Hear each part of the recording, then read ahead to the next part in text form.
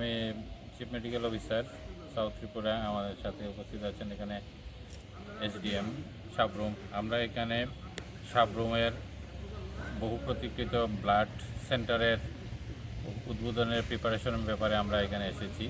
আগামী 27 তারিখ মাননীয় মুখ্যমন্ত্রীর হাত ধরে এই সাবরুমের ব্লাড সেন্টারের উদ্বোধন হবে এবং পাশাপাশি আয়ুষ হসপিটালের উদ্বোধন হবে।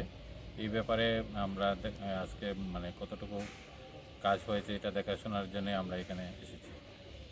স্যার, আর কি কি সাবরুমের জন্য করা হবে বা কি কি খতিয়ে দেখবে? আমাদের মাননীয় ডিএম স্যারের নেতৃত্বে আমরা সাবরুম সাব ডিভিশন হসপিটালে ওটিও আগামী কিছুদিনের মধ্যে আমরা শুরু করতে যাচ্ছি। ওটি শুরু করতে গেলে এসেনশিয়াল হচ্ছে ব্লাড সেন্টার। তো ব্লাড সেন্টার একবার শুরু হয়ে গেলে তারপরে আমরা ওটির জন্য আমরা প্রিপারেশন নিচ্ছি এবং এখানে বিশেষজ্ঞ ডাক্তার দেওয়া হয়েছে, বিশেষ করে মেডিসিনের ডাক্তার এবং গাইনো ডাক্তার, শিশু ডাক্তার এখানে আছেন। তো আমরা এই হসপিটালটাকে এফআরইউ করার জন্য, অর্থাৎ ফার্স্ট রেফারেল ইউনিট করার জন্য আমরা চেষ্টা করছি এবং ব্লাড সেন্টার হয়ে গেলে এবং আয়ুষ হসপিটাল হয়ে গেলে এখানে যে সাবরুম হসপিটালের যে ওটি পরিষেবা সেটাও আমরা চালু করব, যাতে সাবরুমের বিভিন্ন রোগীকে যে কোনো কারণেই যাতে রেফার না করতে হয়, এইখানে রেখেই যাতে চিকিৎসা করা যায় সেটার দিকেই আমরা চেষ্টা করছি।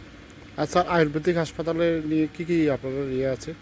আয়ুর্বেদিক হসপিটাল, এটা শুধু আয়ুর্বেদিক না, এটা আয়ুষ হসপিটাল, যেখানে আয়ুর্বেদিক পরিষেবা থাকবে, হোমিও পরিষেবা থাকবে, এখানে যোগার সেন্টার থাকবে এবং পঞ্চকর্মা ইউনিট থাকবে এবং সব আয়ুষের যা যা মেডিসিন সব এখানে বিনামূল্যে অ্যাভেলেবল থাকবে।